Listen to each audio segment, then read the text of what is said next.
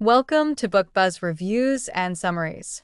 Have you ever woken up with the hollow ache of knowing you're meant for something more, only to watch another day slip through your fingers? Deep inside every one of us, there's a voice that whispers, "You were born for more than this. You are not here just to survive. You are here to come alive."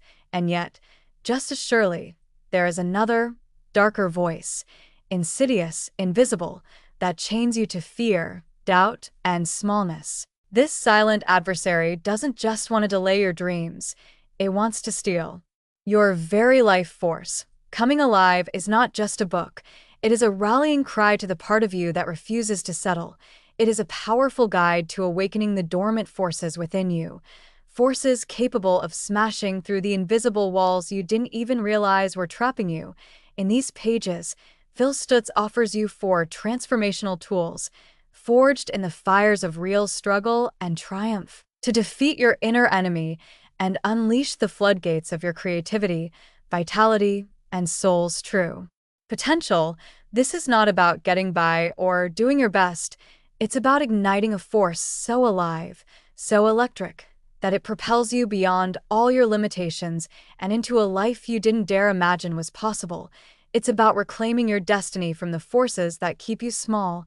It's about making the ultimate shift, from living a life of quiet frustration to living as a blazing, undeniable force of nature. If you're tired of waiting for permission to live, if you're done watching life pass you by while your dreams gather dust on the shelf, then this book is your call to arms. Coming Alive is your battle plan, your map out of the shadows and into the roaring light of your own magnificent life. The world doesn't need more people who are half awake, half-hearted, and half-living. It needs you, fully alive, fiercely creative, unapologetically yourself. The journey starts now. Are you ready? Part 1. Awakening to the Life Force. Chapter 1. The Hidden Struggle. At first glance, many of us seem fine. We're functional, we meet deadlines, we smile when we should, but underneath, there's often a silent, crushing weight. A constant sense that we are stuck, hollowed out, or fighting battles nobody else sees. In Coming Alive, Phil Stutz calls this silent force our inner enemy, the dark, subtle saboteur inside all of us that blocks us from thriving. Most self-help books offer tools for success, habits for productivity, or tips for positive thinking, but Stutz doesn't sugarcoat it. The inner enemy isn't just a bad mood or a lack of motivation. It's a primal force rooted deep within, and unless we actively battle it, it will quietly consume our lives, leaving us trapped in endless dissatisfaction. In this chapter, Stutz reveals a crucial, thrilling truth. Inside every one of us is a life force, a living energy that, if awakened, can blast through the paralysis, the fear, the self-doubt, and pull us into full aliveness. But how do we access it? How do we break free from the silent war we often don't even know we're fighting? Stutz tells us, you don't wait for inspiration, you don't fix yourself first, you must reach for the life force. And the life force will reach back. The journey begins not with understanding, but with action, and it begins now. Chapter 2. Meeting the X-Force. Before we can unleash the life force, we must first face its sworn enemy, the X-Force. The X-Force is not a villain you can reason with. It's the voice that tells you it's too late, you're not good enough, or nothing you do will matter anyway. It's not a passing feeling. It's an entire worldview that warps your perception, convincing you that life is a hopeless grind. In this chapter, Stutz pulls no punches. He shows how the X-Force convinces us to self-sabotage, to isolate, to give up before we've even begun. Worse still, it disguises itself as rationality. I'm being realistic, as cynicism. Nothing ever works out, as fake humility. I'm just not cut out for this. But here's the electrifying insight Stutz delivers. The X-Force isn't a personal failing. It's universal. Everyone, even the most successful people, fights the X-Force daily. The difference: those who thrive learn how to recognize it and defeat it with specific tools. And that's what Stutz promises. No vague advice, no platitudes, real, practical, battle-tested tools to fight back. Tools that can bring you alive. Chapter 3. The promise of the tools. Stutz introduces a bold, game-changing idea. You don't need to figure it all out to move forward. You just need the right tools to overpower the inner enemy. The tools aren't complicated, but they are revolutionary in how they work. Tool 1. The reversal of desire, teaching you how to charge into fear and pain instead of running from it. Tool 2. Active love, breaking the cycle of anger and resentment by projecting overwhelming love energy outward. Tool 3. Inner authority, reconnecting you to a version of yourself that is beyond self-doubt and criticism. Tool 4. Grateful flow, rewiring your mind to transcend negativity by actively shifting into states of wonder and appreciation. Each tool acts like a weapon against the X-Force and a bridge to your untapped potential. But beware, you cannot learn the tools passively. You must use them. You must practice them even when you feel hopeless, lost, afraid, especially then, Stutz urges. Courage isn't waiting until you feel strong. Courage is reaching for the life force even when you feel like you have nothing left. And so, with the promise of these 4 mighty weapons, the battle begins. Chapter 4. Your invitation to aliveness. At the end of Part 1, Stutz throws down the gauntlet. Will you stay asleep, lulled by comfort, fear, and numbness? Or will you come alive?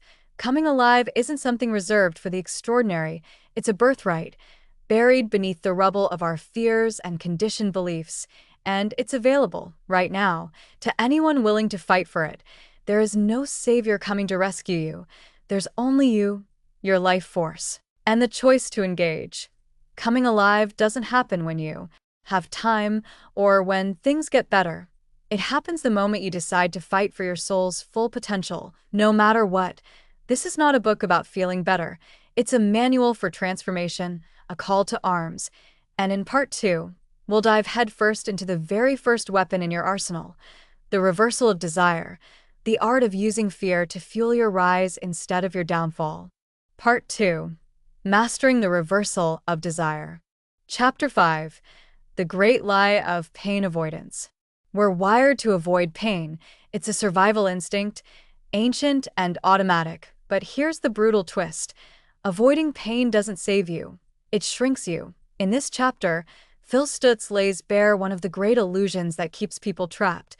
We believe if we avoid discomfort, fear, and vulnerability, we'll somehow be safer, happier, freer. Wrong. Instead, every time you dodge fear, procrastinate, or hesitate, you hand a victory to the X-Force. You make the inner enemy stronger. You become less alive, less capable, less yourself. Avoiding pain isn't a life strategy. It's a slow death Stutz dares you to consider. What if the thing you're avoiding is the very portal to your next level of power? Enter the first, and perhaps the most shocking, tool, the reversal of desire. Chapter 6. Turning toward the fear. The reversal of desire is exactly what it sounds like. It trains you to move directly toward the things that scare you, not away from them. It's not about masochism or recklessness. It's about understanding a life-altering secret. Your soul grows in the exact spaces you most want to run from. When you use the reversal of desire, you actively choose pain, fear, uncertainty, because that is where your life force is trapped. The process Stutz outlines is simple but profound. 1. Feel the pain. Acknowledge the discomfort you're avoiding. Let yourself really sense it instead of numbing it. 2. Scream into it. Internally shout. Bring it on. I want this. I love this pain because it will make me stronger. 3. Break through. Visualize yourself moving through the pain, out the other side, into light and freedom. It's a mental reprogramming. You stop seeing pain as the enemy. You start seeing it as the path. When you do this, something extraordinary happens. The X-Force weakens. Your life force surges forward. Chapter 7. Why the reversal works. At this point, listeners might be wondering, why would doing something so counterintuitive actually work? Stutz explains it beautifully. Fear, avoidance, and hesitation create what he calls an emotional pressure cooker. The more you delay, the more anxiety and self-doubt multiply inside you. Action, courageous, uncomfortable action, releases that pressure. It cracks open the stuck energy and transforms it into momentum, creativity, and vitality. But if you wait to feel ready, you'll wait forever. The only way to tap into the life force is to act first. Feelings catch up later. Here's the incredible payoff. Every time you practice the reversal of desire, even in tiny, daily ways, you build a muscle inside yourself, a muscle of boldness, a muscle of inner freedom, and with every rep, your life force grows stronger. You don't conquer fear by eliminating it, you conquer it by learning to love the battle. Chapter 8. Your First Victory. Phil Stutz invites you, right now, to think of something small but meaningful you've been avoiding. That awkward conversation, that intimidating project, that lingering decision, and he challenges you. Use the reversal of desire, not next week, not when you feel braver. Now, feel the fear, shout inside your mind. Bring it on, I want this, I love this, and move through the resistance. Your first victory, no matter how small, will feel electric, not because the outside world will instantly change, but because you will. You will have taken your first real step toward coming alive, and as you taste that feeling, you'll realize something unforgettable. Fear was never the enemy, avoidance was. Part 3. Unleashing Active Love. Chapter 9. The Invisible Trap of Hatred. You've faced your fears, you've charged into discomfort, but now comes the next great snare of the inner enemy: resentment.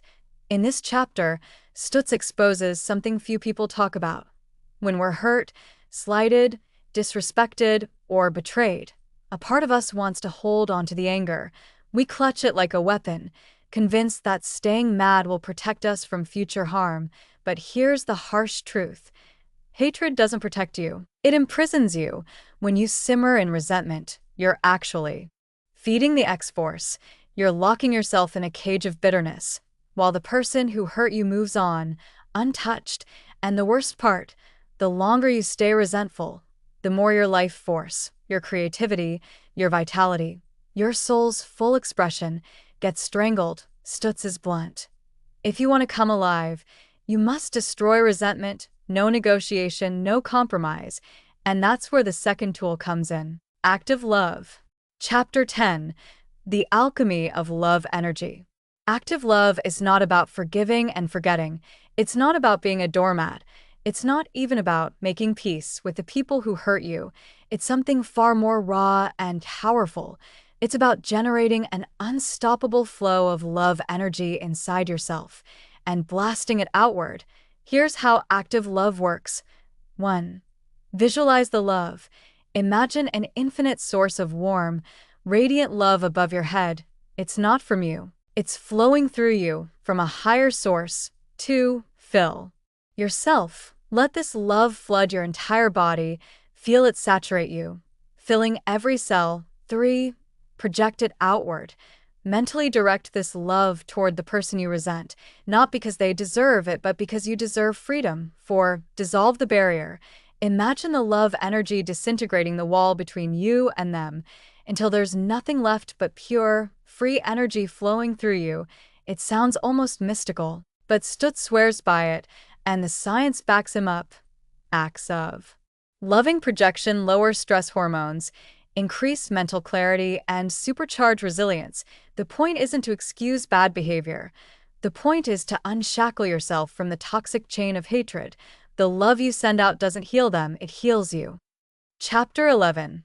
Reclaiming your soul's power. Stutz gets even more radical. He says that every moment you spend resenting someone is a moment you hand your soul's energy over to them. Every grudge you carry is like a siphon attached to your life force, draining you slowly, invisibly. Active love cuts the cord. It severs the invisible chains and floods you with a power that the inner enemy cannot survive. Think about it. Imagine walking into a difficult conversation with no resentment in your heart. Imagine facing betrayal without carrying the poison forward. Imagine tapping a limitless flow of strength, joy, and clarity, no matter what others do. That's not weakness, that's invincibility. Active love isn't about being nice, it's about becoming untouchable. Chapter 12. Your Challenge. The Active Love Experiment. Before part 3 ends, Stutz issues a fiery challenge.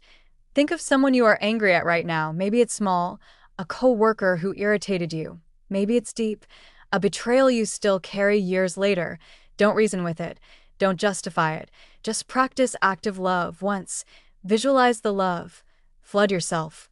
Project it outward. Do it even if your mind resists.